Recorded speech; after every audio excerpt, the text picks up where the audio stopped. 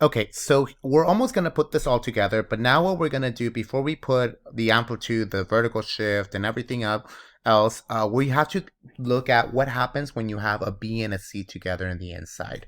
And usually when you do problems that look like this, you want to start off with the inside first and then work yourself out. So when you have these types of problems, basically you have a change in the period and you have a shift in the phase. So you're shifting the curve, and at the same time you're compressing this period.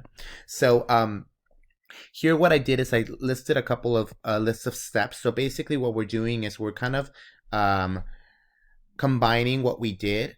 So we're setting up the interval where one cycle takes place between 0 to 2 pi. We're going to take the argument, plug it into the x. We're going to solve for the inequality for x. And then the endpoints are going to lie wherever the new period lies. So what this is going to do is going to shift and compress everything together. One other thing to kind of notice is that we're still finding midpoints. Here the midpoints are going to be maybe a little bit more nasty because you have this extra b term. So here is where you might actually have to look at the midpoints, especially if you don't know what they are. So if you follow these steps, you should be good, at least with the first part. Then we can take care of the amplitude, then we can take care of the vertical shift. So let's start off with the problem. That's the best way to kind of think about it. There's something else called the phase shift. If you've taken trig before, you've kind of have known it to be that you want to factor out this b term, and this c over b is basically your phase shift. There is that way as well. We're not going to do it in this class, but if you do want to know what exactly that is, you can feel free to let me know, and I'll go ahead and show you how to do problems like that as well. Okay, so now let's graph this following function. So we have y equals sine 2x minus pi. So you can see that there's a change in the period and there's also a phase shift. So let's start off by writing out the inequality where one cycle happens. And now what we're going to do, we're going to place this 2x minus pi into here. So we're going to have 2x minus pi in there, and then the other ones are going to stay the same. Now what we want to do is we want to solve for this x value. So the first thing that we're going to do is solve for this pi. Notice because we have two different sides, we have to add it to all three sides. So basically I'm shifting it over pi units. This is going to give me 3 pi. And now I'm dividing by 2. So you can kind of think about like kind of taking this 2 pi and dividing everything by the b value, because remember this is the b value. You're kind of still doing the same thing. So this goes away. So now it tells me that my new value or my new cycle is going to be between pi over 2 and 3 pi over 2. Okay, so this is where the new cycle is at. Okay, so that's the new cycle. So now let's start off by writing out the cycle. So here's gonna be pi over 2. Here is gonna be 3 pi over 2. Notice that there's no change in the amplitude, so it's still gonna be from 1 and then a negative 1 on the bottom. What we do gotta take care of is the inside parts. So now let's figure out what the midpoint should be, the inside. So we're gonna take this 3 pi over 2, and we're gonna add it to pi over 2. And we're going to divide it by 2. Okay, so on the top part, you're going to get 4 pi over 2 divided by 2. Okay, so this is going to give me 2 pi divided by 2, which gives me pi. So halfway between pi over 2 and 3 pi over 2 should be pi, which is there should be no reason why you should be shocked at that. Okay, all right, so now what we're going to do is we're going to take pi over 2 and pi, and we're going to try to figure out where exactly the new period is going to be at. So pi over 2 plus pi, and then we're dividing this by 2. So we're looking at these two guys. Try to figure out what this midpoint is. Okay, so finding the least common denominator. So you got 2 pi over 2 divided by 2, 3 pi over 2 divided by 2, which gives me 3 pi over 4. Okay, so this is going to be 3 pi over 4. And then what we're going to do, we're going to take this pi and this 3 pi over 2. Okay, this guy's going to be 2 pi over 2 plus 3 pi over 2 divided by 2. That's going to give me 5 pi over 2, which gives me 5 pi over 4. So this guy right here will be 5 pi over 4. So now all we got to do is just figure out what sine is. So sine is just, starts at 0, okay?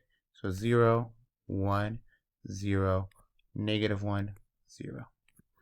And then you just sketch the curve. Okay, so there's my graph. All right, so now let's look at the next problem. Okay, if it'll let me. So we have y equals cosine 3x plus pi over 2. So the first thing that we want to do is we want to start off with the with this guy. 0 is less than or equal to x is less than or equal to 2 pi. We're going to put this guy, the argument, inside here. So we have 3x plus pi over 2. You have 0 and 2 pi.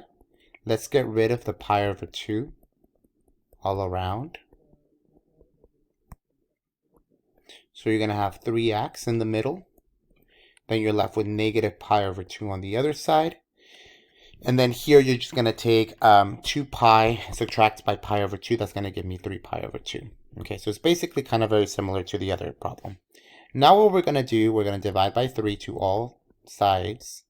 So here you're going to get negative pi over 6 less than or equal to x less than or equal to 3 pi over 6. Now you know that you can reduce this negative pi over 6. This guy is just going to give me pi over 2. Okay, so this tells you that you're going to complete one full cycle in this interval from negative pi over 6 to pi over 2. Okay, so let's start off. So maybe I should draw it a little bit differently. So usually when you have a negatives, it's going to be a little bit tricky because you're going to have, you just kind of have to measure it, per se. Let's just write it like this. Okay, we'll figure it out. Okay, so we know that negative pi over 6 is around right here. Let's just say that. And then we're going all the way to pi over 2. Maybe it's like right here. I don't know. Okay, so the first thing that we want to do is we want to start off by drawing the midpoint. So we want to figure out what is the midpoint between pi over 2 and pi over 6. Okay, so we're going to take this negative pi over 6 and this pi over 2 and take the midpoint. So you're going to start off by taking negative pi over 6. I'm going to add it to pi over 2. And I'm going to divide it by 2. Now, if you have a TI-36, which is basically what I've been saying all this time, but some of you guys are saying, can I use a graphing calculator? This is where the TI-36 is the best because it'll do all of the math for you. If you don't have this calculator, guess what? You have to know how to add these fractions. So this is going to be negative pi over 6 plus, and then this guy's going to be a 6. This guy turned into a 6 by multiplying by 3, so you're going to have 3 pi up top. Divided by 2. So on the top, you're going to get 2 pi over 6 divided by 2. So when I get rid of that, you're going to get pi over 6. Okay, so the midway between there is going to be pi over 6. That's midway.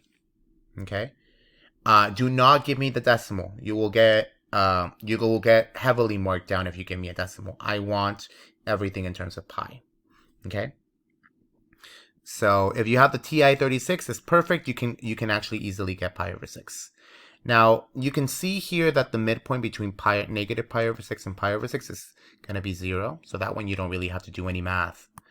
And then for the other one, you just have this pi over 6 and this pi over 2. So pi over 6 plus pi over 2 divided by 2. Okay, again, you're going to have to do the same thing by the least common denominator. This is going to give me 4 pi over 6 over 2. Okay, so then this guy is going to be, on the top part, it will be 2 pi over 3 divided by 2, which is just basically 2 pi over 6, which gives me pi over 3. Okay, so this guy right here will be pi over 3. Okay. Alright, so now notice there's no amplitude here, or there is, but I keep saying no amplitude. There is an amplitude. There's just one. It's just an amplitude of 1. And remember, cosine starts at 1. So at negative pi over 6, which is our first point, is going to be at 1, then 0, then negative 1, 0, and then 1. Okay, so then let me just draw this really terrible curve that I just drew, and this would be your answer for this graph. Okay. All right, now let's do this last one. Okay, so notice that we have a change in the argument. Okay, so both a phase shift and also a period change. Start off again from 0 to 2 pi. And now we're going to put the argument in the inside. Negative pi x plus 2 pi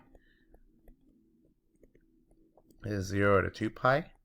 We're going to first start off by getting rid of this 2 pi. So you have negative pi x less than or equal to, this guy's going to be 0. This guy's going to be negative 2 pi. Okay. Now, what we're going to do here is we're going to divide by this negative pi. So we're going to divide this by a negative pi. Okay. So then what's going to happen here is that this negative pi is going to go away. Now, what happens when you divide by a negative? So when you divide by a negative sign, when you have an inequality, everything is going to shift. So here's x. This guy's going to switch the sign. Anything 0 divided by anything will just be 0. I'm going to shift the sign here again. The pi's are going to go away. The negatives go away, and you're left with a 2. So basically, if I kind of shift this around, it'll be 0 is less than or equal to x is less than or equal to 2. Okay? So that's basically what happens. So, so now I have a new, I have my new period, or my new, and now what we're going to do is let's go ahead and just graph this guy. Okay, so I'm going to have from 0 to 2, this is going to be super easy. So then you have a 1 in the inside, you have a 1/2 here, and then you have a 3/2 here. Okay, so this guy, it's a good thing that we had something that looks like this, because now we are able to easily, how do you say it? We can easily find the midpoints. The amplitude is still 1 and negative 1. Cosine starts at 1, then 0, negative 1, 0, 1. So then your graph looks something like this. Okay. All right. So hopefully this makes sense. It's very mechanical. Again, there are other methods in which you do problems like this. I'm not going to explore those methods here, but if you have a question on those methods, then you can just let me know.